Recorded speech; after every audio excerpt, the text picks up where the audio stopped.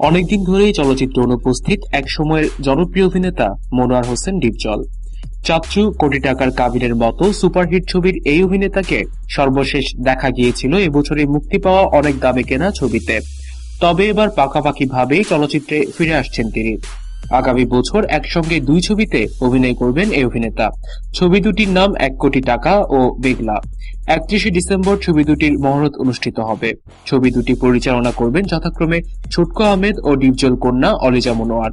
নতুন বছরের প্রথম দিনে ১ কোটি টাকা ছবির শুটিং শুরু করবেন বলে এনটিভি অনলাইনকে জানিয়েছেন পরিচালক ছটকু আহমেদ। ছটকু আহমেদ বলেন, মনোয়ার হোসেন ডিপজল সবসময় গল্প নির্ভর ছবি নিয়ে দর্শকদের সামনে হাজির হন।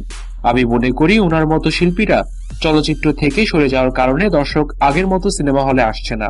দর্শক হলে ফেরাতে চাইলে ডিপজলের মতো শিল্পীদের চলচ্চিত্রে ফেরাতে হবে।